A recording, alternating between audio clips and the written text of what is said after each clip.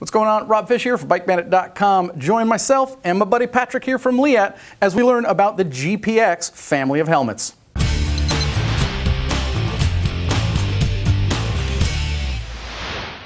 Welcome back. Thanks always for joining us. Patrick, thanks for taking time out of your schedule and joining us here. My shirt says BikeBandit.com. His says Leatt, so I think we should probably listen to him as he brings us up to speed on the differences between these two, the similarities when it comes to technology and stuff. So this is your baby, dude. Tell us. Awesome. Well, cool. First off, thanks for having us. We're happy to be here. Definitely. Yeah, in this video, we want to go over our brand new GPX 6.5 carbon and 5.5 composite helmets. The biggest thing here that we want to focus on is the technology in both of these helmets, which is exactly the same. I'll go over a couple of the initial differences here between the two. In our carbon helmet, we have two available colorways. It's $5.99 retail, comes in extra small through double extra large sizes, as well as a junior size, which is $3.99. And then so for our 5.5 composite helmet, we're going to have 10 different colorways available. So initially, our biggest focus that we wanted to accomplish with this helmet was to help reduce rotational forces to the head and brain, as well as concussion level impact forces, which is a low speed impact. When you talk about kind of standard helmet design, you're looking at high speed impacts. Okay. The EPS liners that are in helmets are designed to take a very, very high G impact. But when you talk about concussion injuries, you can start to, the actual Gs that are recorded that can start to cause some issues start at about 60 Gs. Okay. So that's when things start to get a bit fuzzy. So what we've done is taken this material here. It's called armor gel. It's a readily available polymer that the molecules in this are designed to harden up and shrinken upon impact. Okay. So it's designed to absorb energy. And the way that it does that is to kind of get a bit scientific about it. No, this is what we love, man. This is great. So this is what's called a dilatant. Okay. Armor gel is. Dilatants are non-Newtonian materials. So non-Newtonian, obviously referring to Newton's 3 laws, which we all kind of know from school, but non-Newtonians do not follow Newton's 3 laws. Okay. So this can actually absorb energy rather than where normally energy can only be displaced or repelled in an opposite direction. Right. This can actually absorb it. Okay. So what we've done with this is created these little turbines. We call these 360 turbines. That's the technology that's in these.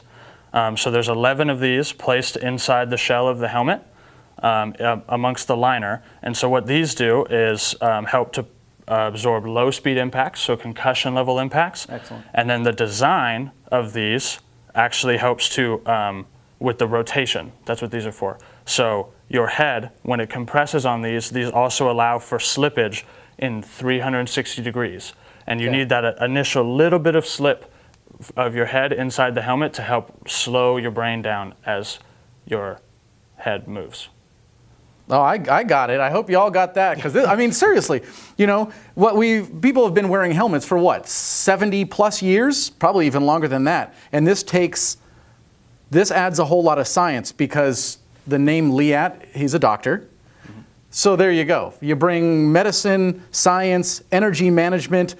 We're all going to ride. We're all going to keep riding. And if you can take the safety aspect to another level, I mean, yeah, there's a price point to play at this level, but if you ever use it, it's truly priceless. I dig it, man. I've you know, that's kind of the joke I have with my audience. It's like, I've hit my head a lot. Maybe I should have, you know, started riding when these were out. Yeah, totally. So to kind of go into a little bit more, so what we're able to accomplish with these is a 30% reduction of impact at a concussion level, so that low speed impact we cover, and then a 40% reduction of rotational forces on the head and brain, which is a huge accomplishment in regards to those. The next thing that we did that we wanted to focus on, which adds to the reduction of rotational forces, which I'll get to, is to reduce the outer shell of the helmet. Okay. So we've kind of always had this idea that helmets are very big. You want a lot of stuff in between your head and the ground as it impacts, but this can actually be very unsafe.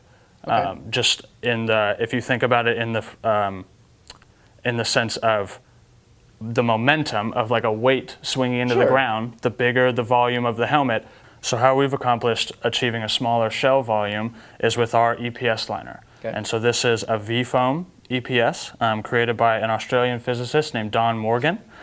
So what he's done here is this cone V foam design that allows 2 different densities, and it also so that under impact it can absorb and displace energy side to side. Okay. And the thing about this foam is, rather than normal helmets are created, a shell is molded and a EPS liner is molded, and then they are shoved together, which creates air gaps and makes it so you have to have a much bigger shell helmet. This foam is poured into the shell of the helmet and cures inside of it, rather than being made prior to putting it inside. So that's what allows us to achieve a very small shell helmet. I mean, dimensionally, this thing is very, very thin. It's wickedly light. That is, I mean, seriously, we can bring you all sorts of things. We can tell you about cost and colors and everything like that. But that is, I mean, I ride downhill mountain bikes as well. To me, that looks like a downhill mountain bike helmet, dimensionally. That's crazy. Yeah, very small. Up to, compared to competitors' helmets on the market, it's up to the most is a 25% reduction of outer shell volume compared to competitors. Which thus reduces not only dimension, but it reduces weight, which reduces the force in an event of a crash. Yeah. So specifically in those, a 10% reduction in a helmet's overall weight produces only up to a 10% reduction in rotational forces. So it's pretty even. Okay. But we found that a 10% reduction in outer shell volume yields up to a 20% reduction in rotational forces. So the size of the helmet is that much more important than the weight of the helmet. Right. I mean, it's the concept of having your weight farther out from your hub, right? Mm-hmm. It's like where your weight is on, let's say, an off-road tire. If you're running inner tubes, that's way far away from the core of your energy. Okay, I mean, I get this, but I want everybody at home to realize, I mean... It's the same. Another good kind of reference that we use is that you think about, everybody rides bicycles, and you think about a bicycle that you have to shift.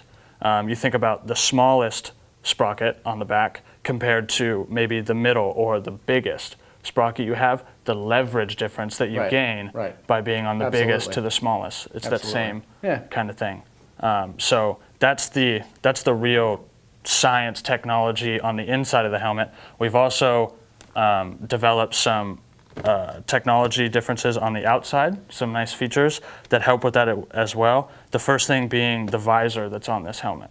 So focus on safety. A visor can become, in the event of a crash, can become rather dangerous because it can work as a lever as it hits the ground. So we feel that the visor needs to break away from the helmet. So these visor screws that we've developed are a pretty easily breakable plastic screw. The tops, in the event of a crash, shear off, allowing the visor to come completely off of the helmet so that it's not a danger to you.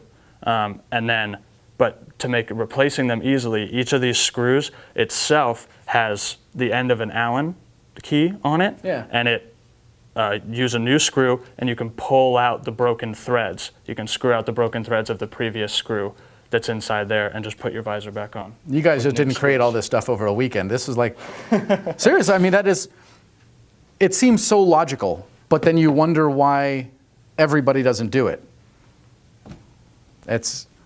Yeah, it's tough. I think it takes, what we really try to focus on is that a lot of helmet brands on the market have really, really good technology and stuff that has really inspired us to try to take the next step. And at the end of the day, if we're all pushing each other, we create safer products for riders and racers. I agree.